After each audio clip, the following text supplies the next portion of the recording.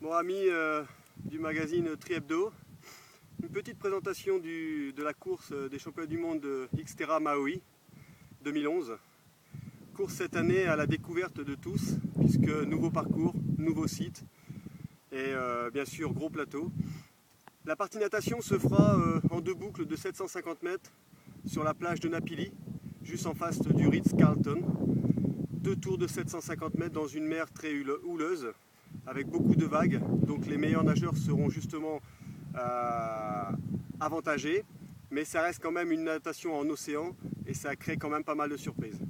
Après cette sortie de natation, on a 300 mètres à peu près de transition pour arriver au parc T1, au parc à vélo. Ensuite, les coureurs prendront leur VTT pour partir sur une boucle de 20 miles sur un circuit pas très technique, très physique, avec de longues ascensions, des passages à 18-20% sur le bitume dès le départ, des single track où le pilotage reste quand même une facilité pour les bons rouleurs. Par contre, le choix du matériel reste quand même sur le semi-rigide où là on devra amener du pilotage, de la puissance et de la légèreté. Ce parcours pendant 8 miles monte pendant vraiment de très longues parties. Et au bout du 8e mile, de deux grandes longues descentes qui redescendent vers Napili Beach, où là on va pouvoir avoir une vue magnifique. Malheureusement, les coureurs devront quand même faire attention au sol qui reste quand même sablonneux et de temps en temps avec des racines. Mais par contre, après une petite boucle de 2 miles pour revenir sur la fin du circuit qui est identique à celle du départ, une boucle de single track pour revenir sur le parc de transition T2 avant d'entamer cette partie course à pied. Partie course à pied où il ne faudra pas la prendre à la légère, une partie course à pied très physique avec 3 miles d'ascension, une ascension très raide pendant 3 miles où là les allures pour les meilleurs iront à 4,30, 4,40 au kilo. Ça ne sera pas vraiment des grosses allures, la puissance sera de rigueur. Les alpins comme des Nicolas Lebrun seront peut-être certainement avantagés ou des Josia Mido qui seront aussi avantagés parce qu'ils vivent en montagne aux US.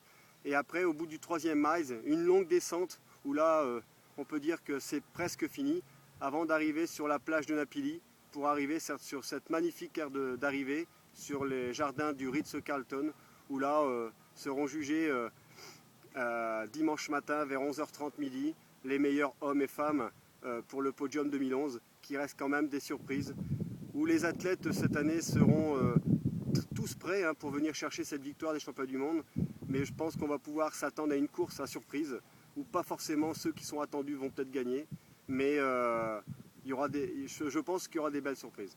On vous attend donc pour cette course, dimanche matin, départ 8h, arrivée vers 11h30 pour le meilleur, pour homme, et vers midi pour la meilleure femme. Donc suivez ça sur le site de Tri Hebdo, on essaiera au mieux de pouvoir vous faire vivre ce parcours, cette course. Un résumé vous sera fait et un reportage dans les prochains magazines. Par contre, si cela n'est pas possible à cause du décalage horaire, n'hésitez pas de suivre le lendemain où un résumé complet de la course sera fait. Bonne course à tous les Français. Merci à tous les visiteurs de France qui nous regardent. Et je suis sûr que vous êtes beaucoup derrière à espérer une victoire française, que ce soit avec Marion-Laure Blanchet, Nicolas Lebrun ou Olivier Marceau, notre franco-suisse qui reste quand même notre Français dans le cœur de tous. Rendez-vous et aloha.